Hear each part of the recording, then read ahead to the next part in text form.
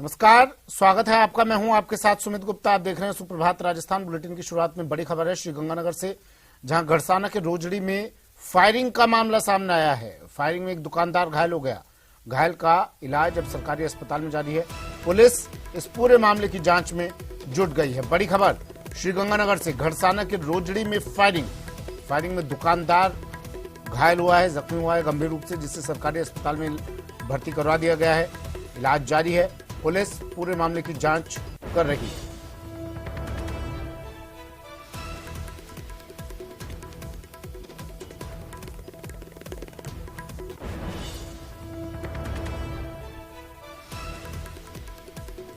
श्रीगंगानगर से इस वक्त की बड़ी खबर, घड़साना में फायरिंग, दुकानदार घायल, गंभीर रूप से घायल को अस्पताल में करवाया गया भर्ती।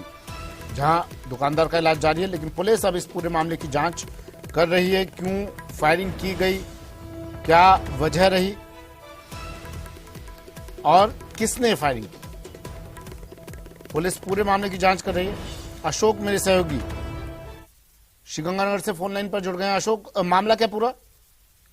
देखिए सुमित जी, ये बीती रात का मामला है, जब देर शाम रोजड़ी बस स्टैंड पर एक युवक के द्वारा परचून के एक दुकानदार पर फायरिंग कर दी गई। बताया जा रहा था कि दोनों के बीच में एक पुराना विवाद चल रहा था। जो सूत्रों से हमें जानकारी मिल रही है कि किसी मौत को लेकर जब शोक मनाया जा रहा था, तो इस दुकानदार के द्वारा अपनी दुकान को बंद नहीं रखा गया। इसी बात से ये युवक नाराज था और इसने इस बात से नाराज होकर इस दुकानदार पर फायर कर दिया। हालांकि फायर में उसे बहुत ज्यादा चोट नहीं लगी, लेकिन उसके पैरों में छर्रे लगे, जिसका अभी फिलहाल घड़साना के सरकारी अस्पताल में इलाज किया जा रहा है। फिलहाल पुलिस ने भी पूरे मामले की पड़ताल करते हुए नामजद मामला दर्ज कर लिया है और उस आरोपी युवक की धरपकड़ के लिए प्रयास भी शुरू कर दिए हैं। जी, कौन था ये युवक? किसकी पहचान तो अब हो गई है? क्या कुछ किसी तरह की कोई सीसीटीवी फुटेज वगैरह पुलिस को मिले और अब पुलिस की जांच कहां तक पहुंची? अशोक, देखिए, इस युवक की पहचान तो हो चुकी है। ये युवक 10 आरजेडी का रहने वाला था, जिसका नाम सोनू जाट बताया जा रहा है। हालांकि मौके पर सीसीटीवी फुटेज तो नहीं मिले, लेकिन चूंकि नामजद मामला दर्ज है, पहचान आराम से हो चुकी है। अब पुलिस उसकी दबिश दी थी, लेकिन वो घर पे नहीं मिला, लेकिन जल्दी उम्मीद की जा रही है कि पुलिस की पकड़ में होगा ये। जी चलिए, शुक्रिया अशोक तमाम जानकारी के लिए। श्रीगंगानगर से अशोक मेरे सहयोगी फोन लाइन पर जुड़े। फायरिंग की गई और अब पुलिस जिस युवक ने फायरिंग किया, आरोपी की तलाश कर रही है। घड़साना के रोजड़ी में फायरिंग की गई, पुलिस पूरे मामले की जांच कर रही है। और दौसा से बड़ी खबर है, जहां पुलिस की गिरफ्त से एक आरोपी फरार हो गया। आबकारी पुलिस को चकमा देकर आरोपी फरार। अवैध शराब बनाने के मामले में इसकी गिरफ्तारी हुई थी। 23 दिसंबर को आरोपी को गिरफ्तार किया गया था। 24 को कोर्ट ने जुडिशियल कस्टडी के आदेश दिए थे। आबकारी पुलिस को चकमा देकर आरोपी फरार। एक बार फिर पुलिस की फजीहत, पुलिस की गिरफ्त से आरोपी फरार। दौसा से बड़ी खबर, पुलिस की गिरफ्त में था आरोपी, लेकिन पुलिस को चकमा देकर, आबकारी पुलिस को चकमा देकर आरोपी यहां से फरार हो गया। अवैध शराब बनाने के मामले में आबकारी पुलिस ने इसे गिरफ्तार किया था। 23 दिसंबर को इसकी गिरफ्तारी हुई थी और 24 को कोर्ट ने जुडिशियल कस्टडी का आदेश दिए थे। लेकिन इस बीच आबकारी पुलिस को चकमा दिया इस आरोपी ने और फरार हो गया। इसका नाम मोहनलाल बताया जा रहा है। 24 दिसंबर को जेसी का आदेश दिए थे, लेकिन देरी होने के कारण आरोपी को कोरोना जेल में शिफ्ट नहीं किया जा सका था। और फिर 25 तारीख को आरोपी आबकारी कार्यालय से चकमा देकर फरार। बांदीकुई थाने में एफआईआर दर्ज करवा दी गई है। आशीष मेरे सहयोगी हमारे साथ फोन लाइन पर जुड़ गए दौसा से। आशीष, मामला क्या पूरा, किस तरह आरोपी फरार हो गया? बिल्कुल, ये आरोपी मोहनलाल नाम है, जिसका 23 दिसंबर को आबकारी पुलिस ने अवैध शराब बनाने के आरोप में इसको गिरफ्तार किया था। 24 दिसंबर को इसको कोर्ट में पेश किया गया था, जहां से जेसी के आदेश हुए थे, लेकिन शाम हो जाने के कारण उनको जेल में शिफ्ट नहीं किया जा सका। और जो आबकारी पुलिस है वो अपने कार्यालय में लेकर इसको मौजूद थी, वहीं से पुलिस को चकमा देकर यह फरार हो गया। और अब इस पूरे घटनाक्रम को करीब 36 घंटे घंटे बीत चुके हैं, लेकिन अभी तक जो आरोपी मोहनलाल है, जो महेश्वरा का रहने वाला है, वह पुलिस की गिरफ्त में नहीं आया है। बांदीकुई थाने में इस संबंध में मुकदमा दर्ज हो गया है। बांदीकुई थाना पुलिस और आबकारी पुलिस दोनों आरोपी की तलाश कर रही है, लेकिन अभी तक आरोपी का कोई सुराग नहीं लगा है। ठीक है, शुक्रिया आशीष तमाम जानकारी के लिए।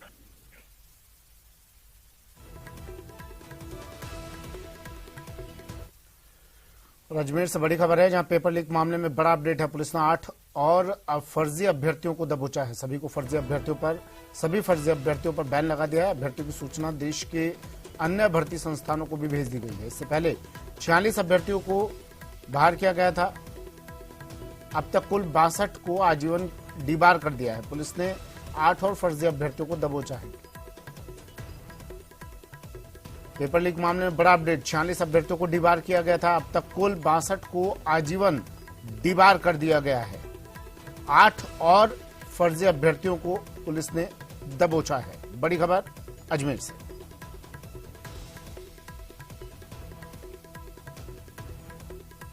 और आज महिला अभ्यर्थियों की पेशी भी होनी है। बड़ी खबर, second grade teacher paper leak मामले में बड़ा अपडेट है। गिरफ्तार महिला अभ्यर्थियों की आज कोर्ट में पेशी होगी। 2 दिन तक पुलिस रिमांड अवधि इनकी बढ़ा दी है। अब 28 दिसंबर को फिर इनकी पेशी होगी। आरोपियों की पेशी 28 दिसंबर यानी कल होनी है। पेपर लीक में 7 महिला अभ्यर्थियों की भी गिरफ्तारी हुई थी।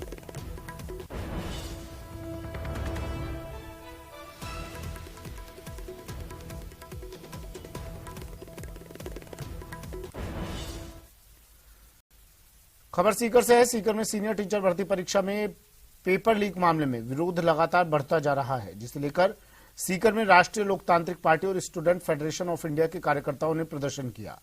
कार्यकर्ताओं ने प्रदेश सरकार के खिलाफ जमकर नारेबाजी की।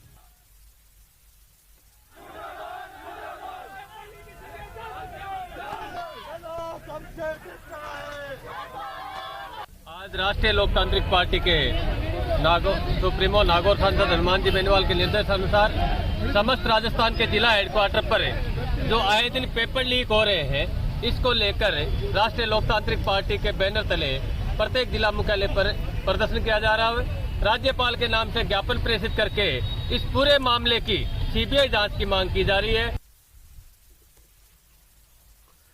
और कोटा से बड़ी खबर है, एसआईटी की टीम को डर्टी प्रोफेसर और अर्पित के 50 ऑडियो मिले हैं। दोनों के बीच बातचीत के 50 ऑडियो सामने आए हैं। बातचीत की एसआईटी की टीम अब स्क्रिप्ट तैयार कर रही है। ऑडियो में हुई बातचीत से काली करतूत की और पोल खुलेंगी। कई छात्र छात्राओं स्टाफ पर भी ऑडियो से शिकंजा कस सकता है। छात्राओं से असमत मांगने के आरोपी प्रोफेसर मामले में हो रहे खुलासे, लगातार ये खुलासे हो रहे हैं। डर्टी प्रोफेसर और स्टूडेंट फिलहाल 3 दिन के रिमांड पर है।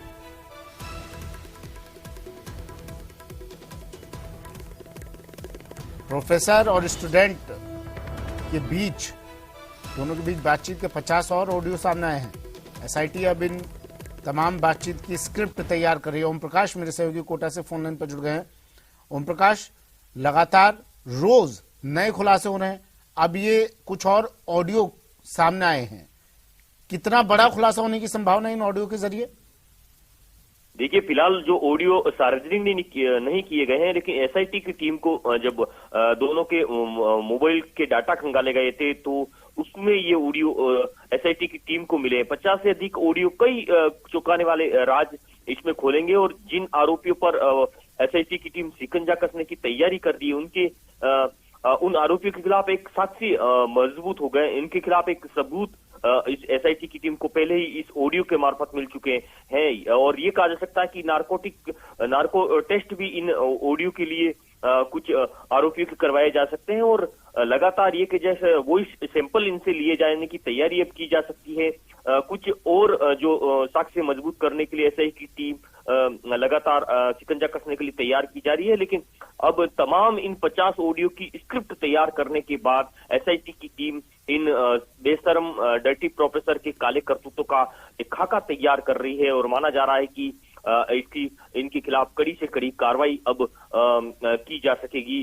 फिलहाल कल इन दोनों आरोपियों को कड़ी सुरक्षा के बीच कोर्ट में पेश किया जाना है, लेकिन ये कहा जा सकता है कि बेशरम और ये डर्टी प्रोफेसर के खिलाफ एसआईटी की टीम जो जांच कर रही है वो लगातार चौंकाने वाले खुलासे हो रहे हो। और न्यूज 18 राजस्थान ने पहले ही बता दिया था कि मोबाइल का डाटा जब एसआईटी की टीम खंगालेगी तो न केवल कई चौंकाने वाले राज होंगे एसआईटी की टीम के सामने, बल्कि कई ऐसे चेहरे बेनकाब होंगे। हालांकि इसमें एक दो चेहरे तो आ गए हैं, लेकिन अब एसआईटी की टीम एक दो छात्राओं पर शिकंजा कर सकती, क्योंकि इस बेशरम डर्टी प्रोफेसर का साथ देने वाली उनके लिए काम करने वाली कुछ एक दो छात्राओं का नाम सामने आ रही है, जो दूसरे छात्राओं को फंसाती थी, असमत मांगने की डिमांड करने के लिए उन छात्राओं को पर दबाव बनाती थी। डर्टी प्रोफेसर के काम करने वाले इस अर्पित को पहले ही गिरफ्तार कर दिया, लेकिन कुछ छात्र भी और इसमें शिकंजे में आ सकते हैं,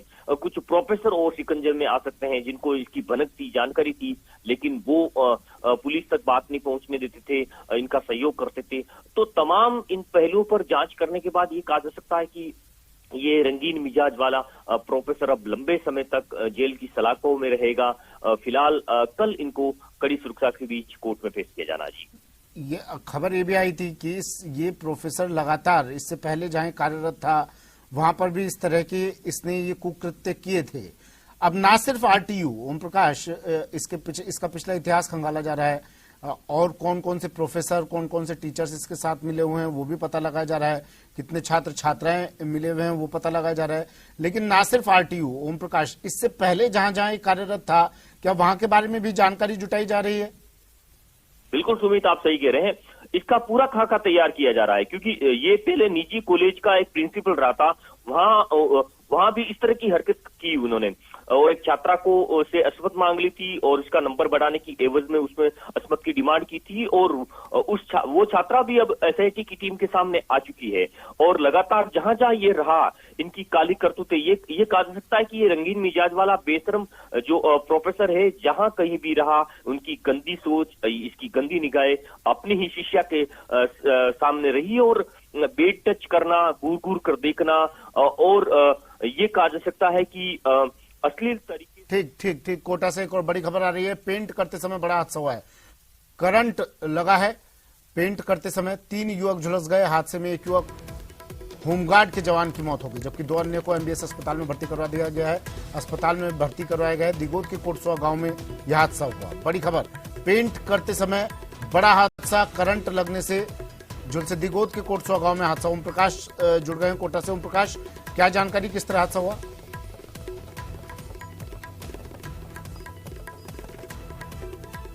वहां निर्माणाधीन मकान में 3 युवक पुतई का काम कर रहे थे, लेकिन जो सीढ़ी ऊपर चढ़ने के लिए लगाई जाती है वो ऊपर के जो तार थे, बताया जा रहा है 11 केवी की लाइन चल रही थी, वहां उसे ये सीढ़ी टच में हो गई और गंभीर 3 लोग झुलस गए। हालांकि तीनों को गंभीर हालत में कोटा के एमबीएस अस्पताल लाया गया, लेकिन एक युवक की उसमें, जिसका नाम जगदीश बताया जा रहा है, उनकी मौत हो गई। जगदीश होमगार्ड का जवान भी था और अतिरिक्त जो है पुतई का काम भी किया करता था। फिलहाल 2 गंभीर घायलों का एमबीएस अस्पताल में इलाज जारी है, जबकि एक मृतक के शव को एमबीएस अस्पताल की मोर्चरी में रखाया गया। बताया जा रहा है कि कोटसुआ गांव में हनुमान नामक व्यक्ति के एक मकान में पुतई का काम चल रहा था, वहां ये सीढ़ी लगाने के दौरान सीढ़ी शेड कर रहे थे, इसी दौरान विद्युत लाइन को छू गई। गमगीन हालत में फिलहाल या एमबीएस अस्पताल में जो मृतक के शव को रखवाया है, वहां जो परिजनों का रो रो कर बुरा हाल है, क्योंकि एक युवक की फिलहाल मौत हो गई है और दोनों का इलाज जारी है। वहीं दिगोद थाना पुलिस है जो पूरे मामले की जांच कर रही है। जी, ठीक है, शुक्रिया ओम प्रकाश तमाम जानकारी के लिए। और टोंक सवाई माधोपुर सांसद सुखबीर सिंह जौनापुरिया ने आरपीएससी पेपर लीक मामले में प्रदेश सरकार पर निशाना साधते हुए कहा कि शिक्षा राज्य मंत्री को फूलों की नहीं नोटों की माला चाहिए। सांसद ने शिक्षा मंत्री के इस्तीफे की मांग करते हुए कहा कि सरकार चलने के काबिल नहीं रही। पढ़ाई कर पेपर देने जाने वाले छात्रों के सामने इससे बड़ी क्या बदकिस्मती होगी जब पेपर देने बैठने के बाद पता चले कि पेपर आउट हो गया।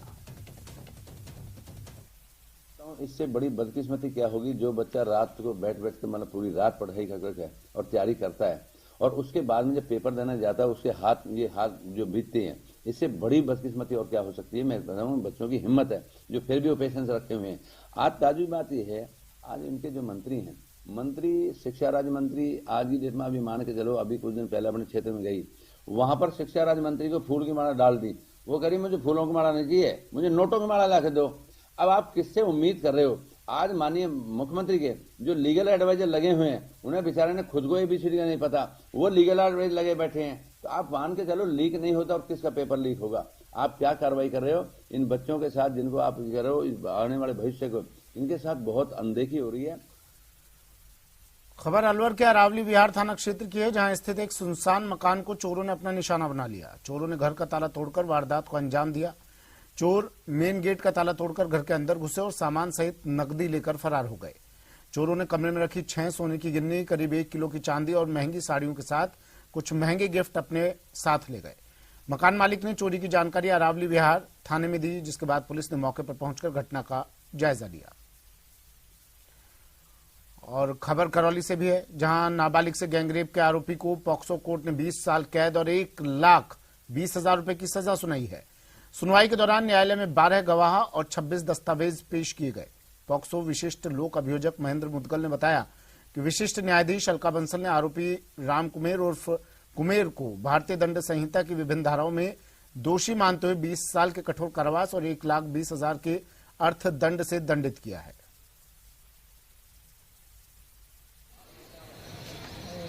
उसके साथ ही उसका अपहरण करके ले गए और पास ही स्थित घाटी में उसके साथ सामूहिक दुष्कर्म किया, जिसकी थाने पर सपोटरा थाने पर रिपोर्ट दर्ज कराई 243/21, जिसके बाद मई में उसका चालान पेश हुआ, जिसमें सुनवाई करते हुए 12 गवाह कराए गए।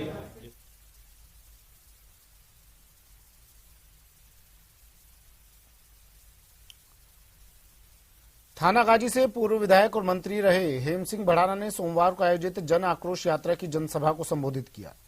इस दौरान उन्होंने कहा कि कांग्रेस सरकार में भ्रष्टाचार इस कदर फैला हुआ है कि अधिकारी बेलगाम हो गए हैं, उन पर कोई नियंत्रण नहीं है। फॉरेस्ट अधिकारी लोगों पर अत्याचार कर रहे हैं। 1 साल बाद भाजपा सरकार आने वाली है, तब इन फॉरेस्ट के अधिकारियों को थानागाजी इलाके से बाहर भेजने का इंतजाम कर दिया जाएगा। उन्होंने कहा कि राजगढ़ एसडीएम का भ्रष्टाचार इस कदर हावी था कि उनके द्वारा मंदिरों को तोड़ दिया गया, सरकार द्वारा उसे निलंबित करवाया गया। उसके बाद उन्हें तोहफा देकर थानागाजी में एसडीएम की पोस्टिंग दी गई। भड़ाना ने कहा कि भाजपा सरकार आने के बाद इस एसडीएम को यहां थानागाजी लेकर आऊंगा, इसके बाद उसे बताया जाएगा कि किस तरह से काम किया जाता है।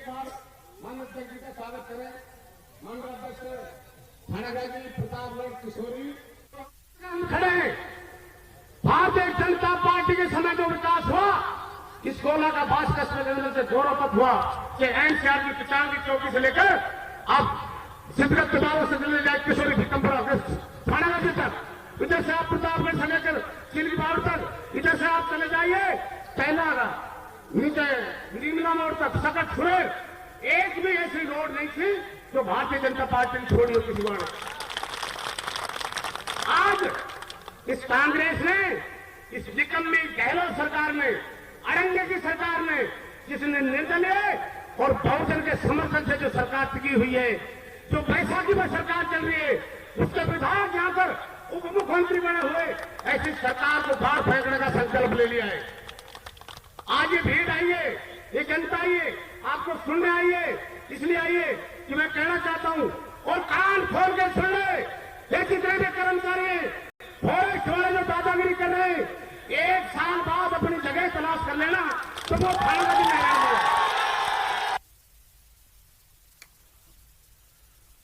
और अब बात प्रदेश में बढ़ती सर्दी की और पड़ती ठंड की। लगातार सर्दी का सितम बढ़ता जा रहा है, लोग हलकान हैं, परेशान हैं। सर्दी से बचने के तमाम जतन करते हुए लोग नजर आ रहे हैं। पहाड़ी राज्यों में भारी बर्फबारी से देश भर में ठंड बढ़ गई है। ये तस्वीरें हिमाचल प्रदेश के लाहौल स्पीति जिले की है, जहां शिंकुला दर्रा सफेद चादर ओढ़े नजर आ रहा है। चारों ओर बर्फ ही बर्फ नजर आ रही है। मौसम विभाग ने पर्यटकों से अलर्ट पर रहने की अपील की है।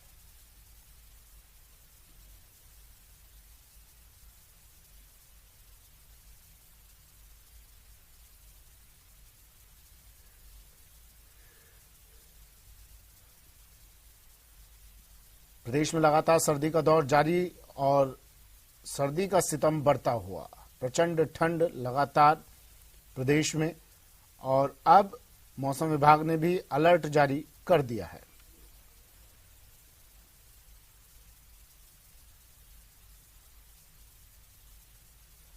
चलिए, मेरे सहयोगी हमारे साथ जुड़ गए हैं। धर्मेंद्र हमारे साथ करौली से जुड़े हैं और श्रीगंगानगर से अशोक हमारे साथ जुड़ गए हैं।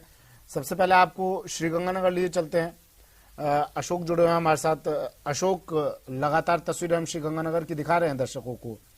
कितना कुछ बदलाव आज की अगर बात करें, पिछले 2-4 दिनों से तुलना करें, तापमान क्या कहता है, तापमान का मीटर क्या कहता है, और लोग किस तरह से सर्दी से बचने के जुगत करते नजर आ रहे हैं?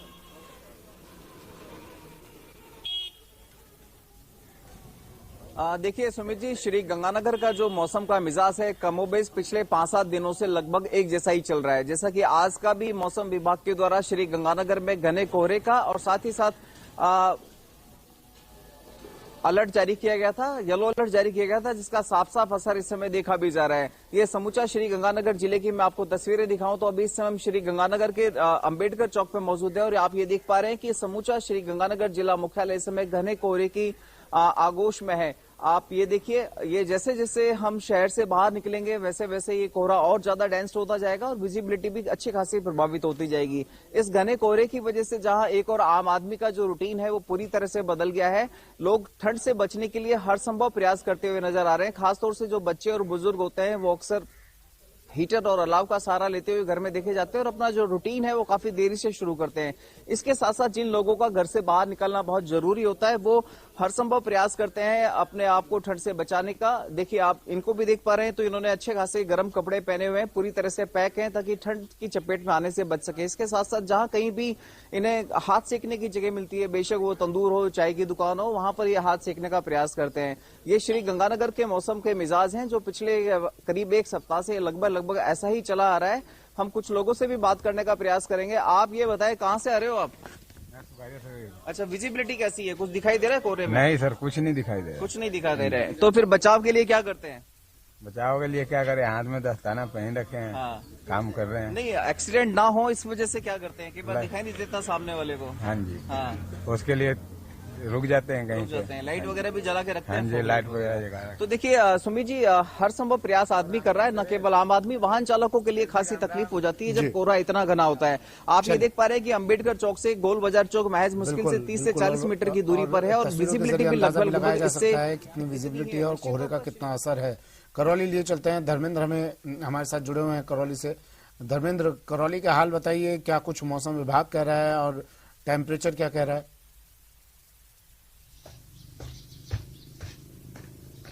देखिए, बताना चाहूंगा सुमित, क्षेत्र में पिछले 3-4 दिनों से लगातार कड़ाके की सर्दी पड़ रही है। टेम्परेचर बात करें, मौसम विभाग का एकमात्र हिंडौन में जो वेदर स्टेशन है वहां 0.7 डिग्री टेम्परेचर कल परसों दर्ज किया गया था। कल 0.5 डिग्री सेल्सियस तापमान दर्ज किया गया था और आज भी कमोबेश यही स्थिति है। आज दिसंबर में पहली बार कोहरा नजर आया, जिसके चलते विजिबिलिटी जो है 20 मीटर से नीचे आ गई है।